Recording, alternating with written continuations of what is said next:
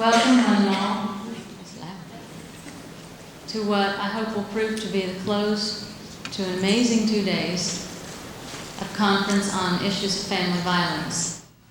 The Georgia Coalition on Family Violence, Valdosta State University, the Partnership Against Domestic Violence, and the District Attorney's Office in the Alapaha Circuit have co-sponsored this 2-day conference to provide us with opportunity to discuss issues of diversity in the service of victims of family violence. It has been our great privilege to be hosting Gloria Steinem today. She spoke at a luncheon just previously and will close our conference with her remarks. I am most proud to present to you one of the most important and influential activists in the history of this country, probably in the history of the world, on issues of feminism, women, and her sensitivity on the issues of family violence, her ability to communicate those things that those of us who serve these victims see daily, is so gratifying to us. It affirms for us that we're all on the right track, that we're all on the same mission, and I'm very pleased that she has agreed to come way down here, South Georgia,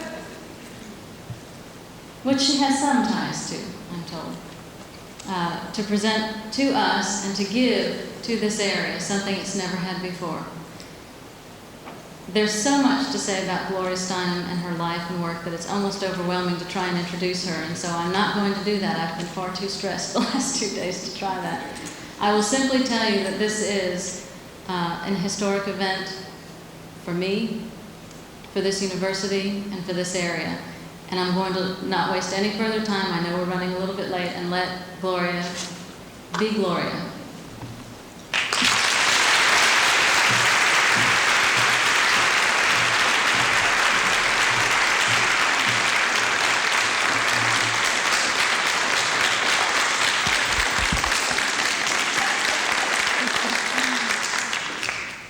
A lot of us were just together at lunch. How many people were present at lunch? I think I should ask how many weren't. That would give me a better grip. Oh, this is really hard because this is about close to half and half, or 60-40 or something like that. Okay, I'll do my best not to repeat, but also to do some basics.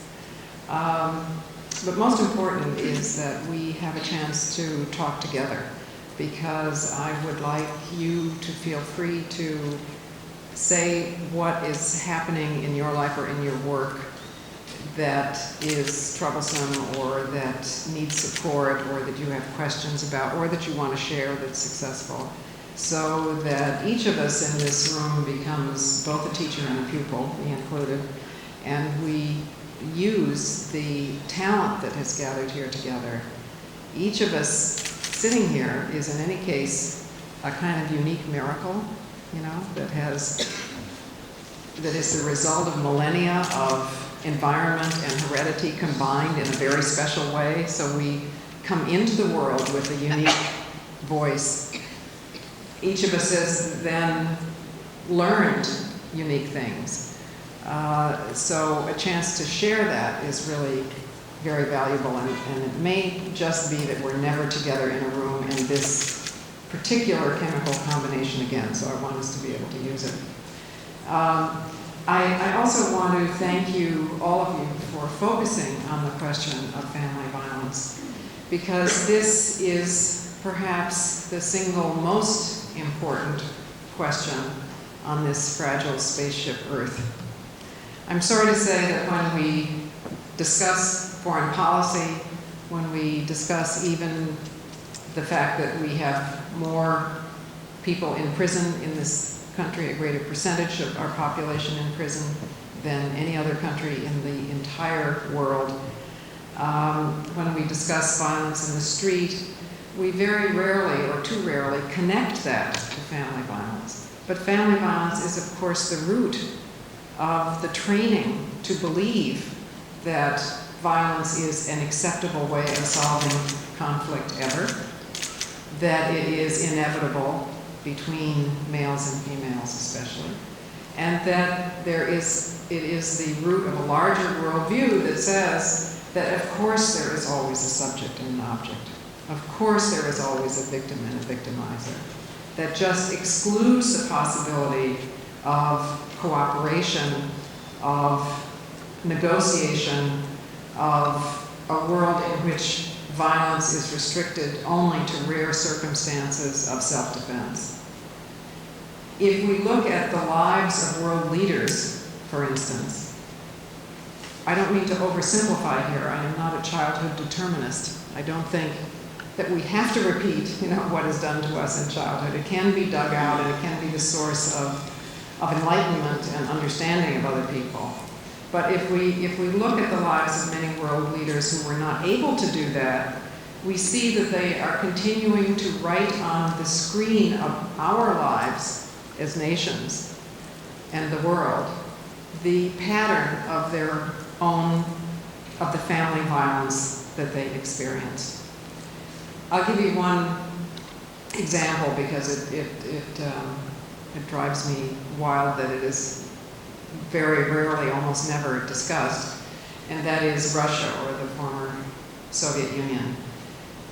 There were many theories as to why democracy became somewhat gradually more possible there, with all the problems that still exist, but that the changeover from the czarist authoritarian systems to a communist but still fairly authoritarian system to at least the possibility of democracy, why all this happened. President Reagan would have us believe that this was due to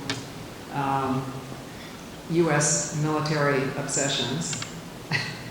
Obviously, the way I'm phrasing it, I don't agree with him, that his condemning of the evil empire caused the evil empire to crumble.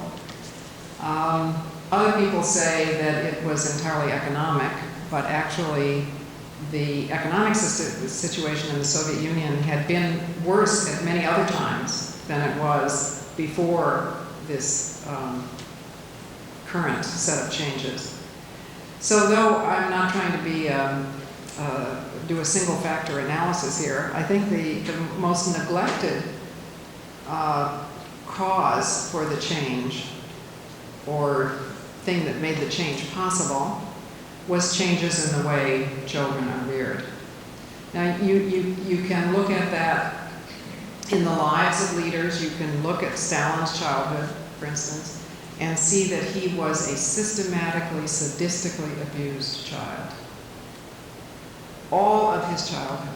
And he grew up, apparently, really believing, from everything he had seen, in that deep way that our childhood, even if it's so powerful what happens to us. It feels like home. He could not believe that there was any way other than the victim and the victimizer. He could not see that there was a way to change minds other than the purges in which so many millions of people were killed. And he continued, in many ways, to act out his childhood. But if you look at Gorbachev, who was the person in whose regime the possibility of democracy and self-government began to be spoken of, you see that he was a gently bred child. He did not experience violence in growing up. His self-authority as a child was respected, and so he could imagine that other people could have self-authority too. And of course, self-authority is the root of democracy. Self-esteem is the root of democracy. You can't have democracy without the idea that you can govern yourself. And it is the role of authoritarian structures to weaken your sense of self-authority so that you will obey the authority even when it's unjust in the outside world. It's the role of patriarchy, it's the role of racism, it's the role of totalitarianism. You can name it whatever you want, but these authoritarian structures undermine our self-confidence. When you look at it socially, across many different groups and classes in the Soviet Union, you see that the communist era was the inheritor of families, of a tradition of violence against women and children, a kind of family structure that had been going on for centuries, that was religiously justified often. Children were thought to be little animals whose spirit had to be tamed. I mean, I'm not trying to distance this from us, because there are a lot of people who believe that in this country too. But I'm just trying to give us a kind of general example.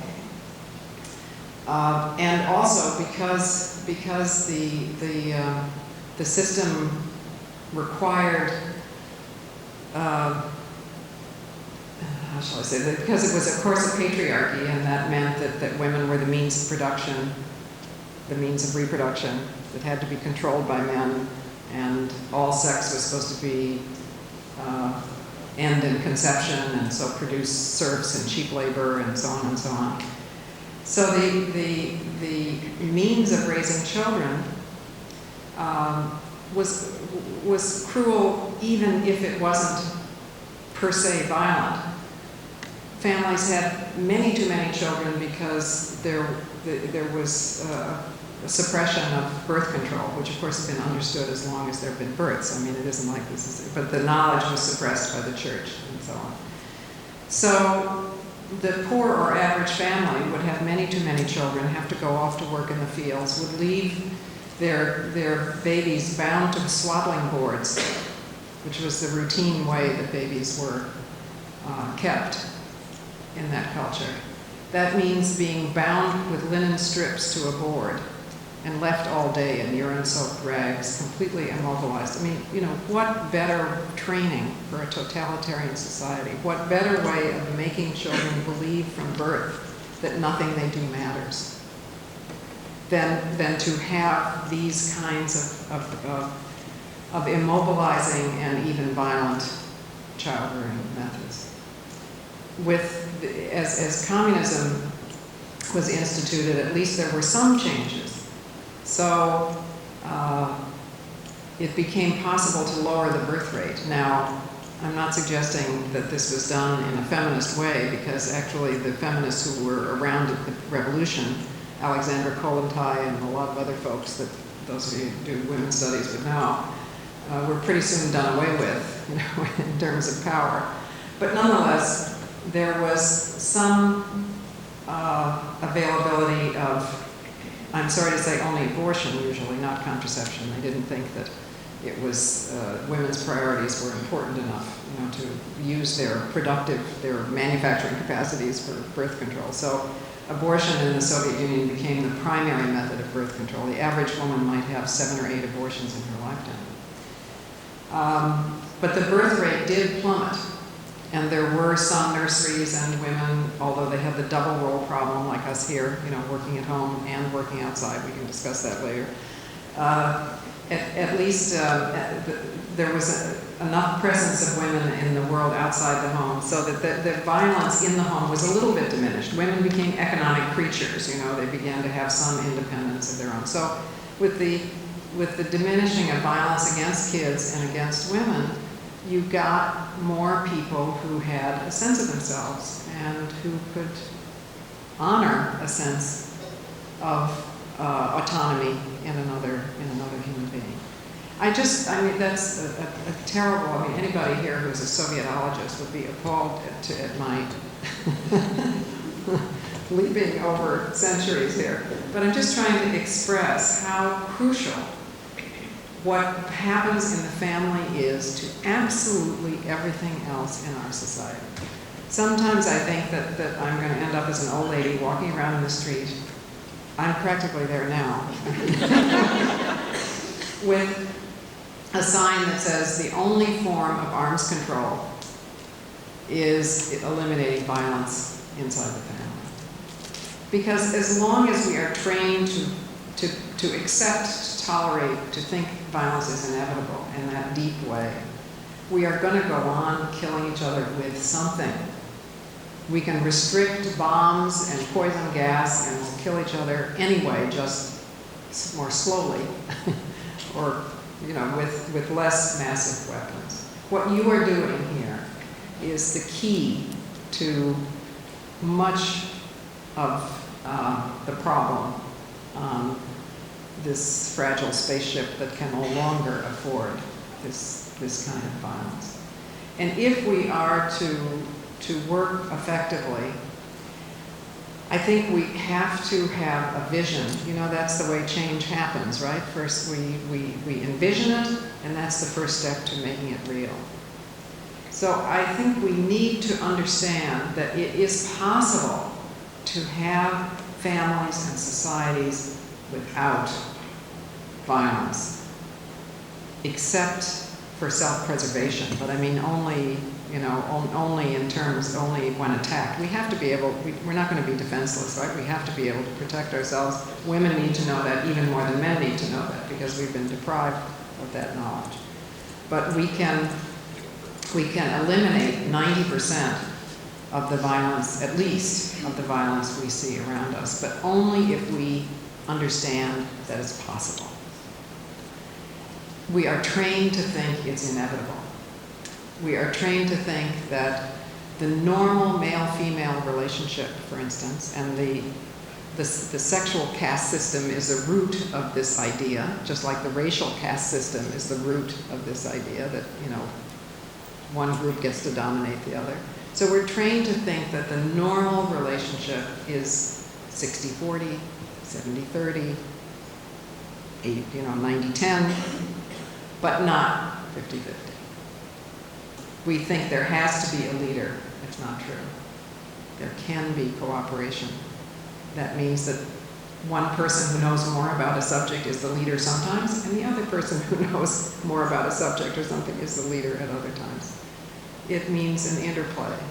It means saying, I am not more important than you are, but I'm not less important either. It means men learning that they are not more important than women, and women learning that they are as important as men. The heartening thing, I mean, there are many ways I think we come to this understanding that violence isn't inevitable. Sometimes it's a leap of the imagination. Sometimes it's because we actually had the good luck to grow up in a family where violence was not the way of solving conflict. We have models of how to reconcile differences without violence. We come to it in a wide variety of ways. But we don't have very many models of how, at least in our educational systems, in my experience, we don't have very many models of why it is not inevitable in a cultural sense, in a social sense. So before I came here today, I was reading up on what I think of as vertical history. Vertical history means that instead of looking at the sweep of horizontal history this way, the way we usually do with a timeline, you sort of try to think about who was on this land, standing on this very earth before we were. The spot on which this auditorium was, who was here? And who were the earliest cultures we know about? Because those were the cultures, the indigenous cultures, that preceded patriarchy, preceded racism, preceded nationalism, and the kind of hierarchical divisions that came later. Well, obviously, who was on this land were the Cherokee, because it was, millennia before the Europeans arrived, and it was a couple of centuries at least before the Trail of Tears, in which the Cherokee were forcibly removed to Oklahoma in a exercise and a forced march so cruel that I think about 80% of them died, perished on the march. So think about the Cherokees before. I mean, I know we're supposed to start our history when the first European arrived, but that's part of the problem, not part of the solution.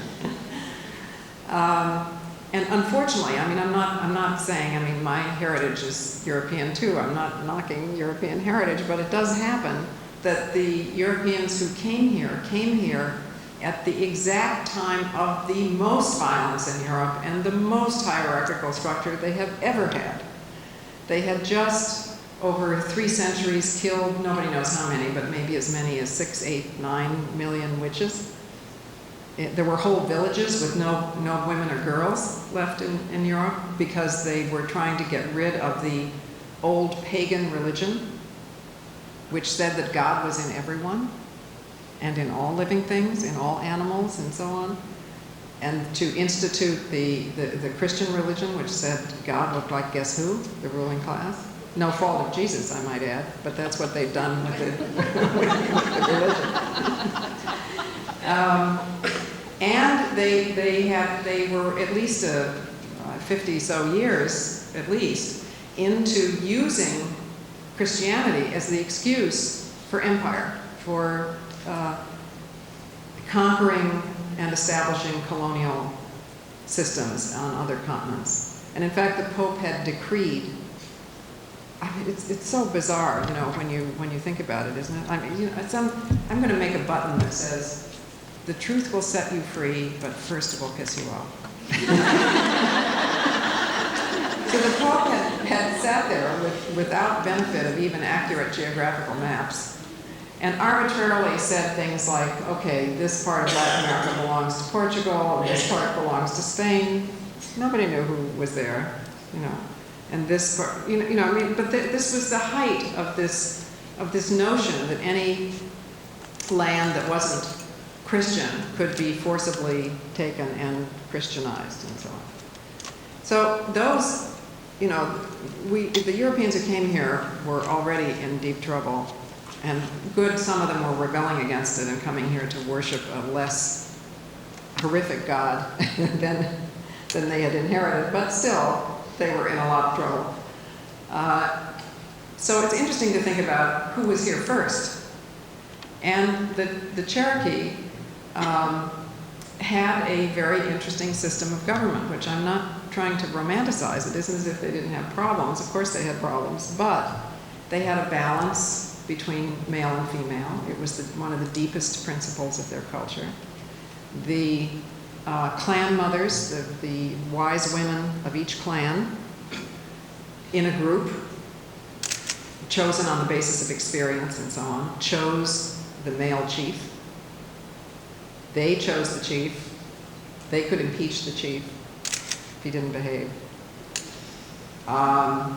Their standard, incidentally, for choosing a chief, I think, was the Iroquois Confederacy standard. I think it was the Cherokee as well, which it was, first of all, that it had to be a man who had never raped, never murdered, and never stolen. I thought to myself, there goes Congress. And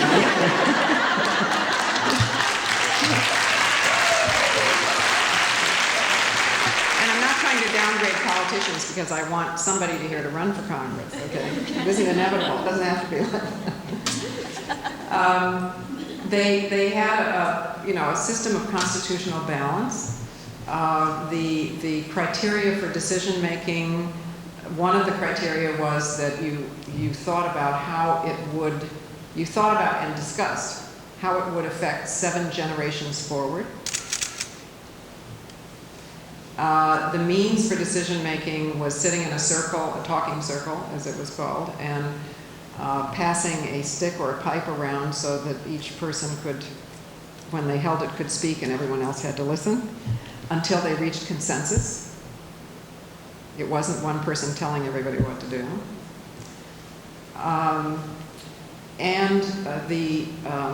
The women, as part of the principle of balance of power, controlled the agriculture.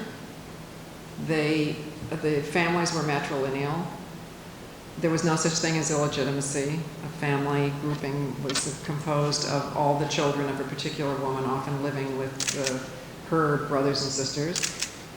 The woman could divorce her husband, could leave, and take the contents of or take the teepee and the children, they belonged to her. She could control her own fertility, which means that she was not, we're getting to the root of it here. She was not controlled as the most basic means of production, the means of reproduction. Her body was not owned.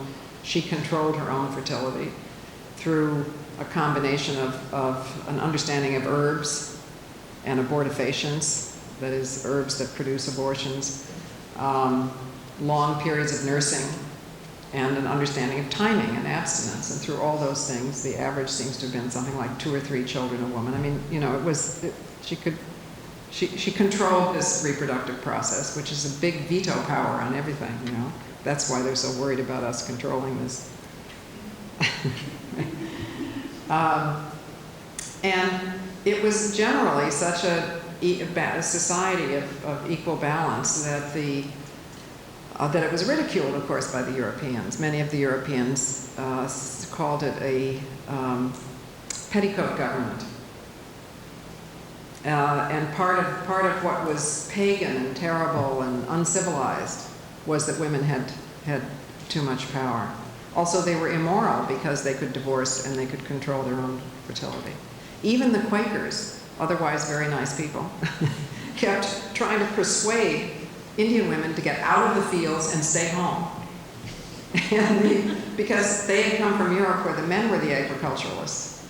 And the women, like women in Africa and many other places, they were the agriculturists. They said, hey, wait a minute, you know, we control the food supply here. I mean, it's part of our power. But they were made fun of. Now, so this is sort of, again, a terrible overview.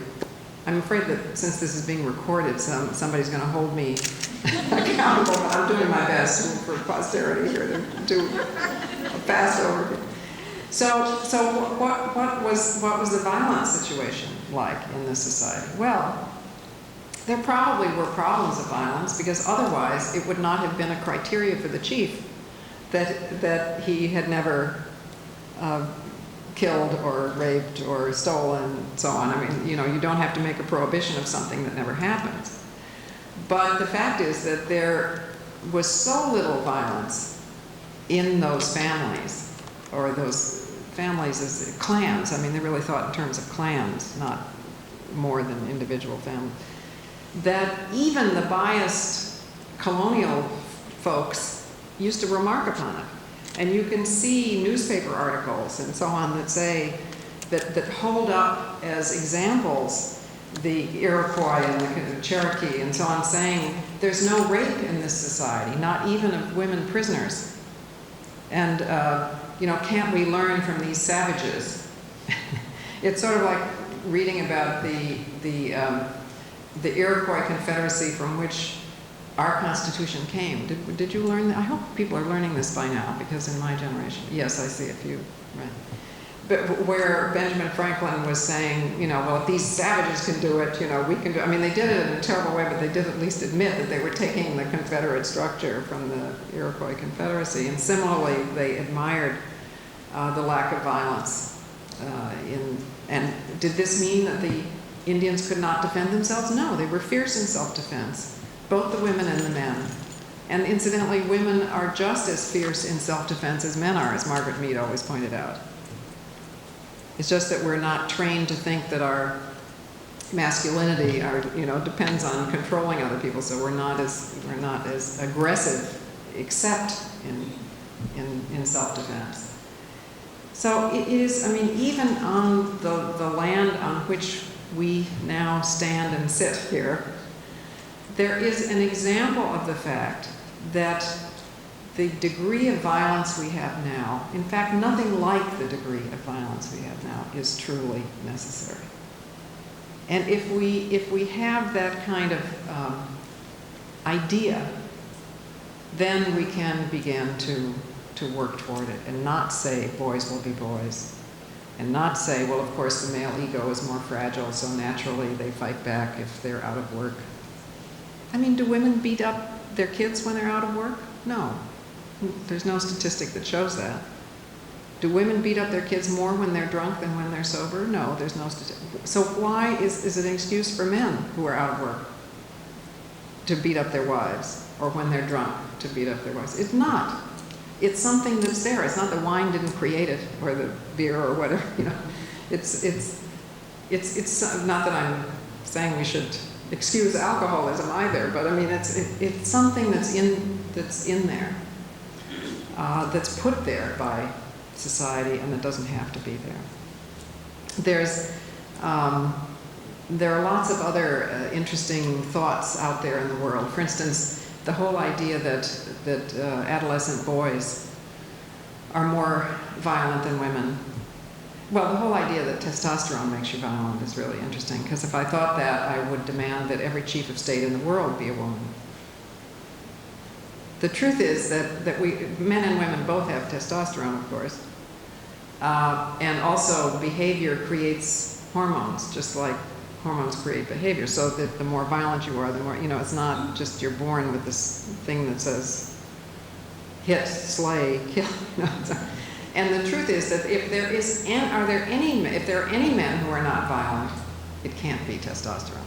Otherwise, it would be all men who are violent. So clearly, even if hormones have an influence, society and socialization has a greater influence. It's a libel on men to say that they are necessarily more violent. But one of the alternate anthropological theories that I find interesting is that in looking at tribal cultures, and of course we are in tribal cultures too in many ways, that the fact that boys become restless and aggressive and so on at a certain, after fairly young age, they think now may not have to do with hormones so much as with the fact that girls are accepted into adult society very early because we start helping in the home. We take care of our baby sisters and brothers, we help prepare the food, we go to get the water from the well, and we're part of adult society, which everybody wants to be part of what's going on around them. But boys don't. Boys often are kept out of the female sphere, and therefore they only become part of the male sphere after they're about 12 years old or so, or more, and they go through some ceremony to become a man. So the poor kid, the boy, has nothing to do and no acceptance until he's 12, 13, 14, whatever. So no wonder he gets in trouble. He's looking for attention, he wants to be part of things, there are all kinds of alternate explanations to the inevitability of violence that we can look at and take comfort from. The other end of this, I think, of our imagination on the one side, it's imagining a whole culture in which violence is not inevitable or acceptable, but it's also, in a very intimate sense, seeing around us examples of violence that has been stopped by families, by people within families in one generation. I bet there are people in this audience who came from very violent families and who have succeeded in stopping that cycle so that their own children don't experience it. And you are the heroes of this battle. To stop that in one generation is a miracle, because it's so hard. It feels like home. Even if our family patterns are bad and painful, it's very hard to change them, because we feel like we're out there on the edge of the universe in cold, unfamiliar territory with the wind whistling past our ears, because we're doing something that we didn't ourselves experience as children. We have no model for it. So around us every day are the men and women who are heroes of this struggle, who have diminished or stopped violence in one generation. And they are the living examples that we can have families without violence. Just as the indigenous cultures on every continent are historical examples that in many cases there were whole cultures and millennia of cultures without the kind of violence we have now. Now, I don't want to go on I've gone on longer than I expected anyway, because some of you made the mistake of looking interested or nodding. Let me on, But I just want us here to nurture each other's imagination, as well as to nurture each other in our need for daily comfort and so on. to have a vision to move forward. And I hope that now we can turn this into more of an organizing meeting so we can share our knowledge of and our understanding of what we are doing, what our personal experiences are, what somebody else in this room might be helpful with for those of you who are engaged full-time in this work. And so I would like to transform from now on this structure, which has me up here lecturing at you and looking at each other's backs, which is a hierarchical structure. Hierarchy is based on patriarchy. Patriarchy just doesn't work anymore, right? So from here on in, this is your meeting to talk to each other, to ask me, or to tell me solutions. I definitely could use some solutions. And yeah. How did you get involved in this violence in your districts and go from your life? How did I get involved in this? Well, I did not come from a family that was violent, fortunately. On the contrary, I mean, my family neither of my parents, I never saw them hit anyone, and they certainly never hit me. However, I did come from a family in which there was psychological violence, in the sense that my mother had to give up her sense of self, her work, everything, not because my father was a really nice person who raised me when she became a broken-spirited person because of having to give. So I understand that men can raise children just as well as women can, which is very valuable knowledge. But I grew up in it, like we all grew up in it. I grew up in a neighborhood, a working class neighborhood. It doesn't matter what class it is, but in this case, it was a factory working neighborhood in Toledo where violence was absolutely all around me. I never, ever felt that the streets belonged to me. I felt that as a female person, if I was in the street and violence happened to me, it was probably my fault. I had to guard against it. I thought it was up to me to find a nonviolent man, to have the good judgment to pick a nonviolent man, which it is. You know, we have to take responsibility, but if 1 in 8 men is violent, you know, the statistics mean that somebody is going to get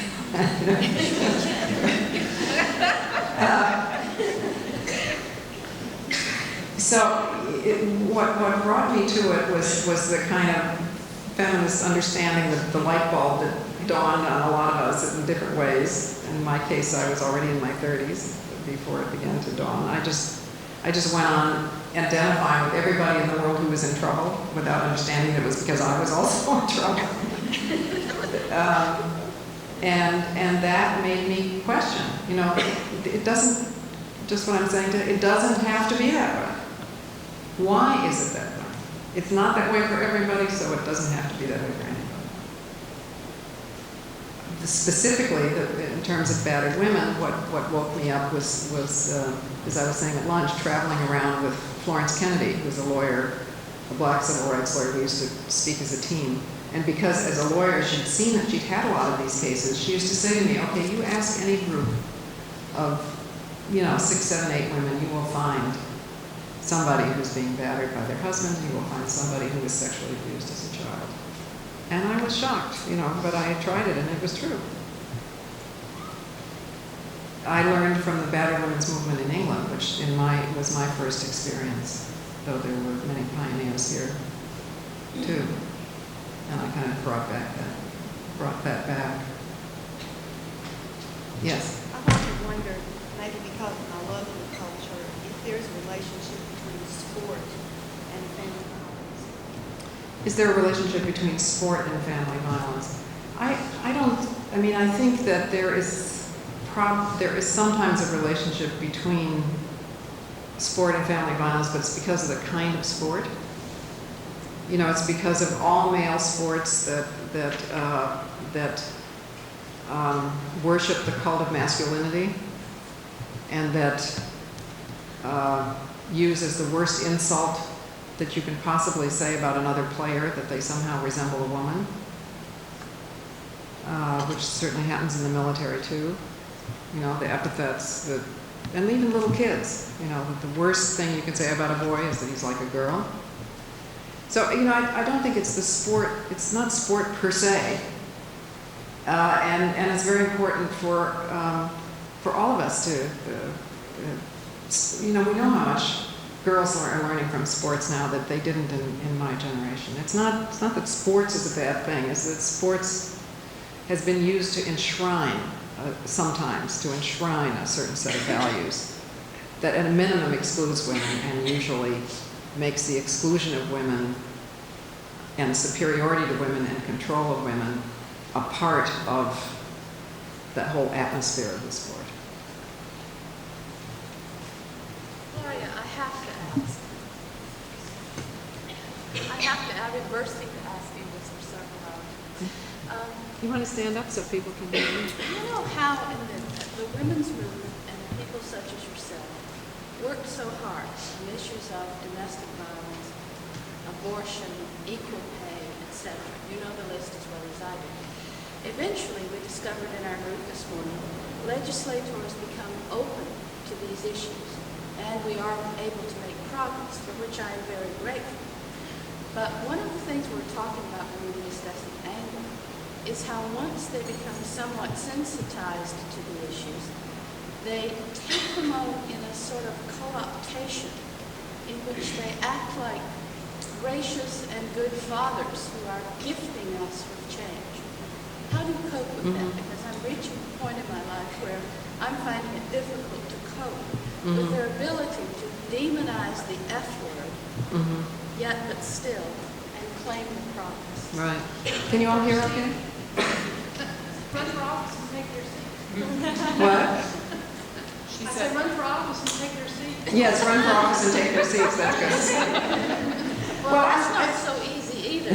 No, it's not so easy. It's not easy to keep. Run for office. But I think we need to see it as stages of resistance. You don't go from 0 to 100, you go from 0 to 10 or 20 or something. And the first stage of resistance is probably to say there is no problem, my wife doesn't want equal pay, my maid isn't interested in the black woman, I don't know what. This doesn't exist. And this next stage is to say that it used to exist, but it doesn't anymore. And in any case, in the early stages, what resistance it requires remaining in control. So the person who changes does change, but says, I did it, it's in my control, I am being a paternalistic, enlightened person, therefore I demand gratitude, therefore I obliterate from the history books how this change got made. Right. And it does totally drive you crazy. I agree. One example of it that I think of is the movie The Accused, I think it was called, with Jodie Foster, that was about the rape case, or based on the rape case in New Bedford, Massachusetts. Do you remember that? Well, it was great to have this movie because it did make the point that the bystanders were guilty too, which was a good point to make. However, the movie was about a woman prosecutor who comes forward and rescues Jodie Foster, takes her case and wins. This is not at all what happened. This would lead people to sit around and wait for some prosecutor to come, and not going to happen. What happened was that after this woman had been raped on a pool table, with all these bystanders cheering and so on, a case that happens in every town in America every week, there happened to have been a women's center that was well established and that had white women, black women, and Portuguese women together. Now, this is very important for a lot of reasons, but in this case especially, the rapists, the accused rapists, were Portuguese, and they were saying this was an example of bias, right? But because there were Portuguese women out there, it was harder. So these women from the Women's Center marched through the main streets of Bedford every day, I think for a month, every night for a month, holding lighted candles, until it got the attention of the national press, and then it was prosecuted. So, we need to know those processes if we're going to do it again. And that's why we need our feminist and African American and every kind of historian here to tell the stories of how it was done. It wasn't benevolent white slaveholders, thank you very much, you know, who said, oh, perhaps you would like your freedom. Well, that's, you know, you would not, I mean, I didn't learn about Nat Turner, you know, I didn't learn there were slave rebellions, did you? Yeah, well, some of you were young enough, so you know. But I was listening to the radio, and there was a guy talking about his book about Florida. It turns out that the entire state of Florida and more was governed by Seminole Indians and runaway slaves for 30 years who fought off the entire federal government. Did you know this? I didn't know this.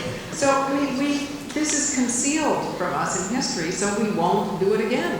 And if you read about slave rebellions, you will see that part of putting down the rebellion was making sure that the word of it didn't get out, in order so that other people didn't do it too. And it's the same with any movement, you know. Even when it's not conscious, as it was clearly in that case with the slave rebellion, it's those of us, and I say us because we all may do it in some way, who are accustomed to a certain amount of control, saying, well, here's this good thing, I want credit for it. When what we need to do is to empower each other, you know, not to help each other, but to make each other strong enough to do it for ourselves.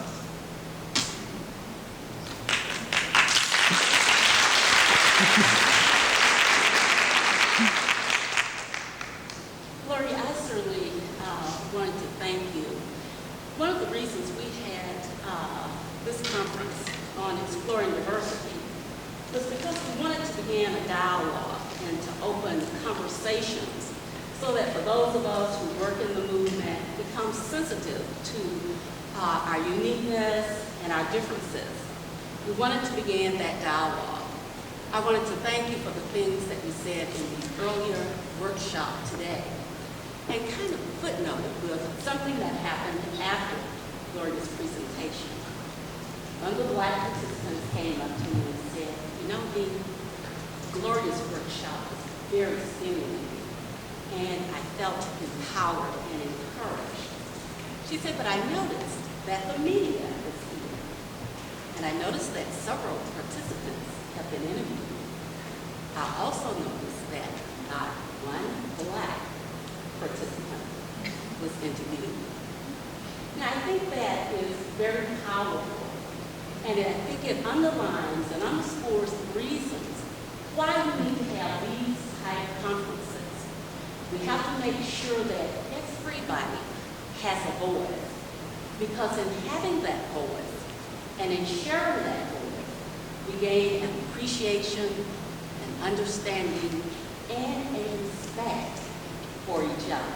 So I just wanted to take that minute to say thank you and to bring that to the forefront.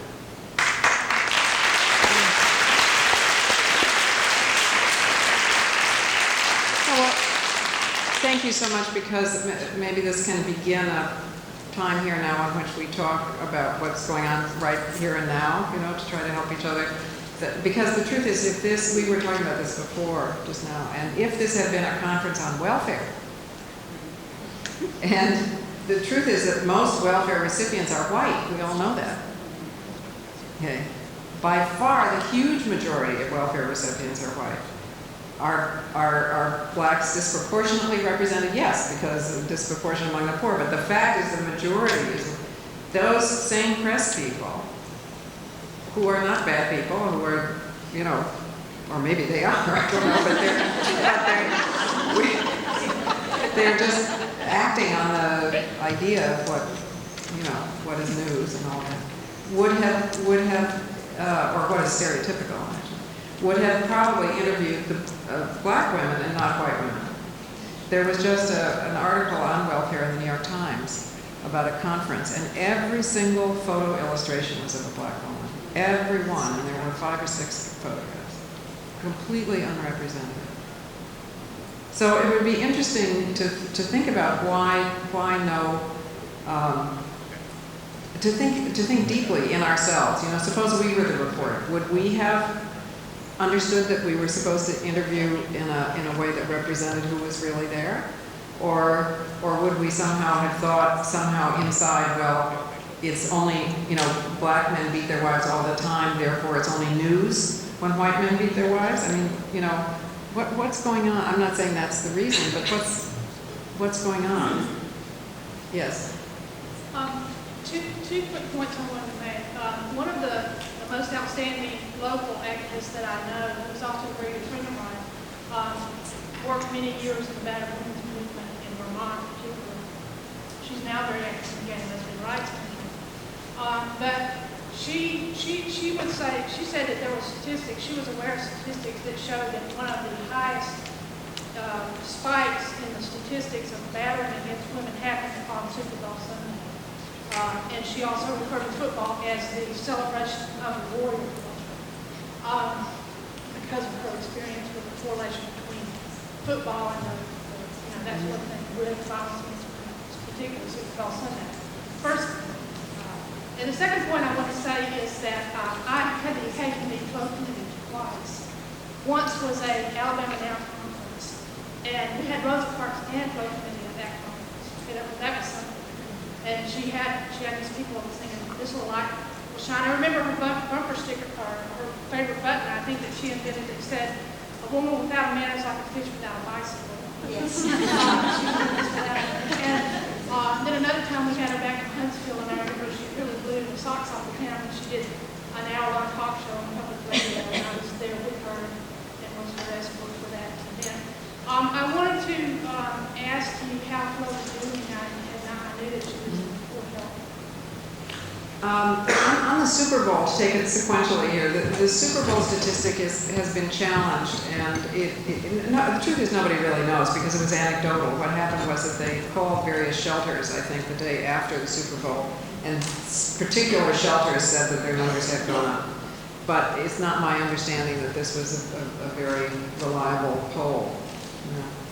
Wouldn't it be nice if that were true? We could just do away with the Super Bowl and everybody would I said, wouldn't it be nice if it were really the truth and all we would have to do is eliminate violence against women was to discontinue the Super Bowl? Yes, but can you imagine that anybody would eliminate the Super Bowl? Because even if it was 100% responsible for violence against women, I'm not so sure that we'd have a tough time getting it. A man without a woman is like a fish without a bicycle is something that both Flo and I are always being alternately praised and accused for saying. But it turns out that it was actually on T-shirts before we were ever traveling together. And I finally found the originator, which was a woman feminist scholar in Australia who had adapted the saying of some philosopher, but now I don't remember what philosopher, which is man without God is like a fish without a bicycle. And so she had just adapted it. Flo is not in good health. She's in the hospital right now, and she had some surgeries, and she was in a coma for a while, and so all of her friends are we're all going, in stages, spelling each other there to try to talk to her. And I saw her last week. She was somewhat out of the coma. But she's still Flo, Flo is still in there. She's not gone, she's there. Well, send her greetings from the struggling feminist in Alabama. She did her work. Okay. Okay. Yes. I have a quick question. I'd like to do this, if you think of this, think of yourself in this hypothetical situation, because this actually happened to me, and I'm wondering, I know how I acted, and I would like to know how you would act. If you have a son, he's playing baseball, he hits a ball, and the coach says to him, "You hit that like a girl." Okay. Mm-hmm. What would you do? What would you say? Mm-hmm. If you're the mother or the son? The mother. Well, I think that everything is a learning moment, a teaching moment, a learning moment. So I think I would talk about it. with him and say, well, that's interesting. How would you have responded if the coach said you hit that ball like a Jew? Or, I don't know, name whatever, who is thought of as not athletic besides women.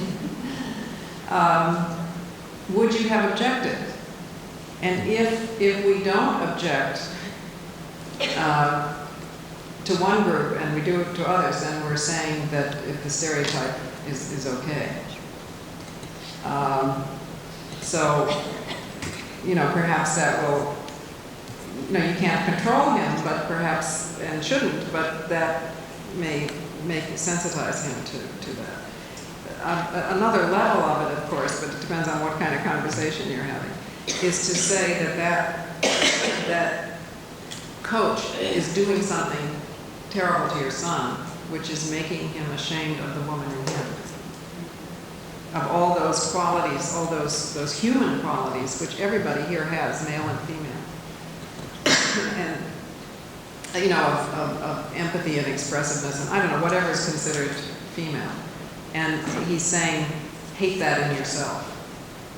Only confine yourself to the stereotypical male values. I mean, how many, there are an awful lot of guys who have been made to feel terrible because they weren't good athletes. And like nothing, and, it's very oppressive to men too. That kid who can't hit a ball maybe can do something else, surely can do, all kinds of other things terrific, but grows up feeling somehow not like a real man because he can't hit a ball. So I think one level is discussing what it means in society, what it means politically, and another level is discussing how it hurts you too, as an individual. People used to say to me, you write like a man. And I would say, oh, thank you. I try to weaken consciousness raise in other ways too. I mean, sometimes when a man has really behaved very, very wonderfully, we make him an honorary woman.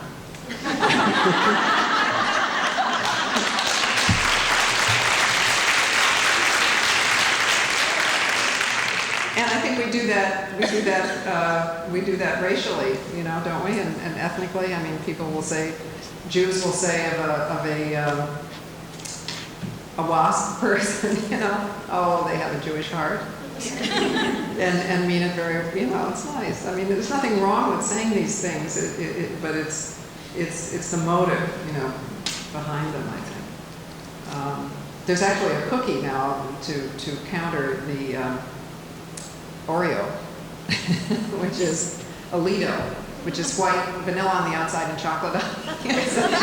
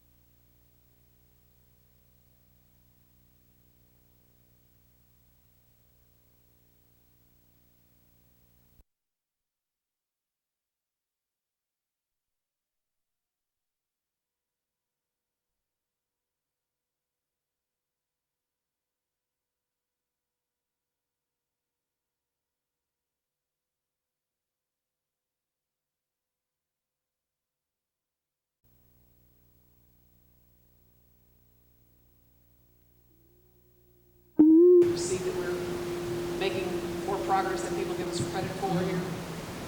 I don't see that there are big differences. You know, doesn't 1 in 4 Americans move every year or something like that? And also, we watch more national media than local media by far. So the regional differences are oversold. But to the extent that I notice a regional difference, it's with the South. It's more that if you are a progressive, an activist, a feminist, a civil rights, you know, gay rights, all of the above, you're more likely to really act on it. I think that in the North, there's lip service. So here, people either don't talk about it at all, or actually do it, which is, I find, a relief from people who talk about it and don't do it. At least you know who your allies are more. Are there any other? I feel like we're not maybe helping you with your, you know, what you're facing in your lives right now in terms of work. Yes. I have a question. I just finished 7 years of college at this school and know almost nothing about feminism. And you gave an example of how in the movie The Accused, they did not portray the role of feminists in what happened there. And the speaker earlier this morning gave an example of the movie The Burning Bed, and how, again, the role of feminism and what happened there was not portrayed. How can we get this information? How can we find out the truth about things that have gone on and find out? I mean, I don't have time to go back to school and take a lot of women's studies courses, but I want to know more about this and to find out the truth about things. Well, there are a lot of wonderful books in almost every bookstore now, and there are pioneers of women's studies here. Where's Vicki? And there. See this woman over here? She can give you lists of books, and it's such fun, you know, to see. It isn't that it's like opening the other eye. It's like you've been looking at the world with one eye closed, and you open up the other, and you say, "That's why." You know, isn't that amazing? And it's such a reinforcing experience. To show you what happens when without it, the so-called valedictorian study, I think, is especially telling, because it was young men and young women, all of whom were valedictorians of their high school graduating classes, which meant they were all high intellectual achievers. And then it followed them for, I don't know, 10, 12 years, something like that, to see what happened. And what happened was that the intellectual self-esteem of the women went down with every additional year of higher education. They got good grades, but they were learning what they couldn't do. You know, they were learning that only a specific class-bound group of European guys could do anything. You know. And also they were seeing fewer and fewer women honored in authority in the classroom or the administration compared to high schools. So it shows us how much we need women's studies, African American studies, Native American studies, you know, so we finally get to the point where we're actually reading human history instead. And it's so interesting, you know, it's just so, and it does make you mad, it does piss you off, but it's endlessly interesting. I mean, you saw Amadeus, remember the movie of Amadeus? Well, you can sit there and tell your friends, but where was Nannerl? Do you know that Mozart had an older sister, and she was the really talented one, he said, and the right stuff, you know, there were women astronauts in the first class of it. Where were they in the right? I mean, probably would have been the wrong stuff, you know, if women could have done it. And when you see, it's just very exciting and it's fun, you know. It's just full of energy. I just read a chapter explaining that in New Jersey in the 1700s, black and white women voted. In the 1700s, both black and white women. Where was that? You know, when? Apparently when property owners could vote, both black and white women, of which only white men were property owners, both black and white women could vote. And it went on for 30 or 40 years, I believe, this period of time. I could get the chapter for you. But then it was perceived that on a specific issue they were going to vote the wrong way, if you know what I mean. So gradually it came to be withdrawn. But there, in the early days of the country, there was a lot of freedom for women, because legal freedom for women, because the challenge hadn't come along yet to make discriminatory law. So that's why white women could claim land, you know, in the Western land brushes and so on. It just gives you a lot more examples of how people who look diverse and were diverse, you know, accomplished incredible things. It's great to read. I've been reading lately about the female slave rebellion. See, we know a little bit about Nat Turner and the male slave, but we don't know that much yet about the female slave rebellions aside from Harriet Tubman.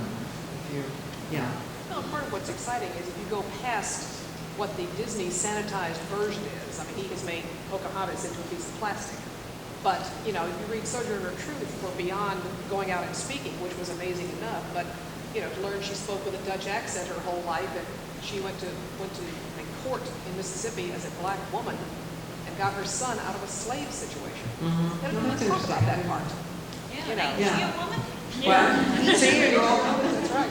Well, also, she went to jail for trying to vote too, and we think that it was only Susan B. Anthony. So we have to be ever on guard in women's history too. That it's I think it's much more all women, but it still, you know, has problems. And sometimes we get into categorical problems. I notice that women's history is more European women, and women in development is more women of color, you know. So wait a minute, you know. But it's not medicinal, I can tell you. It's infinitely exciting to find these stories, and you will find yourself running around every day saying, "Did you know?"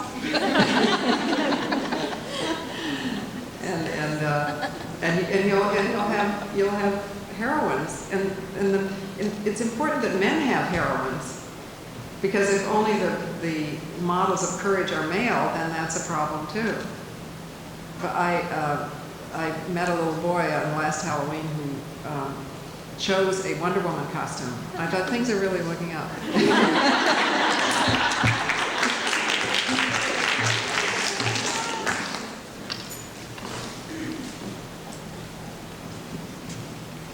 I'm bearer of bad news. Our time is up at the university, and we're going to have to close the conference.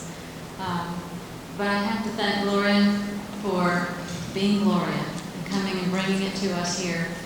I also want to tell all the conference participants, if you need a certificate of participation, please contact me at the Haven. I'm going to tell you the number now, and you can write it down. We have your addresses and all of that, and we can mail them out to you. If you need it right away, I've got some right here that I can sign for you. Call me at the Haven. If you live in Georgia, call the toll-free number, 1-800-273-4823. If you're local, please call 244-4477.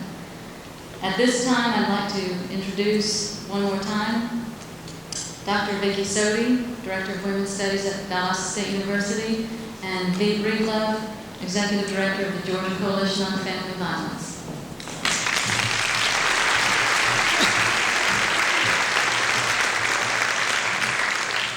I'd like briefly to thank Gloria. We're just bowled away by her visit, and it's just been marvelous. I wish that we had all the time in the world to solve the problems of the world, and I know that she wishes that too. Mostly, I'd like to celebrate one more thing that was just raised in the conversation. We have been really now 3 years hard at work on women's studies, and the celebration comes with the fact that we will be in the courses that are listed for the new core and context under the semester system. There will now be a course in race and gender, and also a course in women and humanities, which will be available in the first 2 years of the core offerings. So that's our celebration, and it should do a lot to, get rid of some of the problems about degrees that don't contain any awareness of women's issues and issues of diversity. I'd like to thank all of the members of the coalition, the shelters, everyone who's been here. It's been wonderful having you at Valdosta State. Mostly, I would like to thank the one person who is most instrumental in everything that's happened, my good friend, Valerie Sherub. I like to think of Valerie and myself as those two buzzards on that limb, The one buzzard is sitting there kind of patient, and the other one's got this scowl in its face. And I'm the one that's scowling and always saying, "Patience, hell, Valerie, I want to kill something." Valerie just leans against that old wall until it just somehow isn't there anymore. But I'd like to thank her because she's the son, hero, and heroine, whatever language we use these days, of this conference and its tremendous success. Join me, please.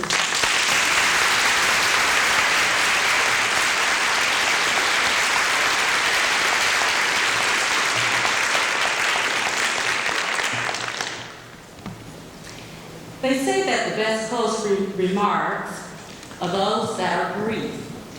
And it's amazing how once you relieve yourself of the need to drop pearls of wisdom, how brief a closing remark can be.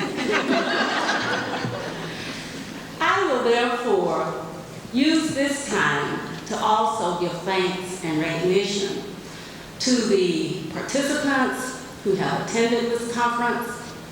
You made it all possible because of your interest in the topic and your willingness to take time out to learn and explore the issue.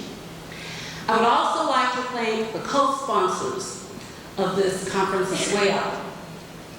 The Partnership Against Domestic Violence, represented by Darrell Thomas. Please stand, Darrell.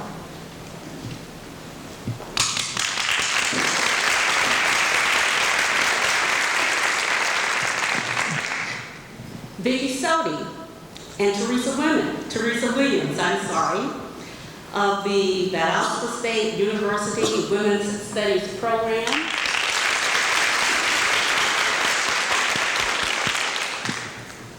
The Victim Assistance Program, Office of the District Attorney,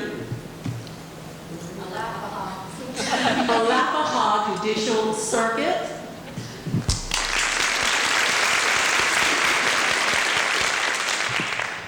I would also like to thank the Executive Board of the Georgia Coalition on Family Violence. Please stand.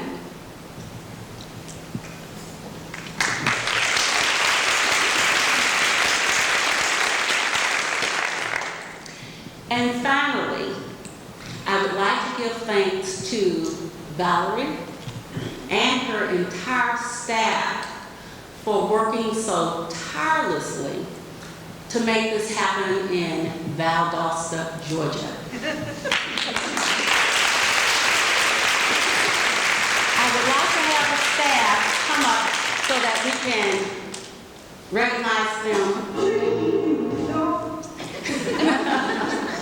I think that's our cue that we may be running a little late. Valerie, would you please just do this? I'm very proud to show you those unsung heroines who spend every day giving and empowering those that we serve at the Haven, and who serve me tremendously well. Without them, I could not be standing here, I promise. My assistant director, Diane Gaudry, Blaylock, just got married. My senior case manager, Emily Hepburn. My legal advocate, Kari Nicholson. My children's program coordinator, Laurie Vigilia, my outreach advocate, and, they're not in order. My outreach advocate, Michelle Hall, my volunteer coordinator, Patty Watson, another case manager, Gail Layton, my outreach coordinator, Yolanda Farrell. That's only a portion of the staff that I have that supports my program and myself, but I'm most proud and most grateful for them. Thank you.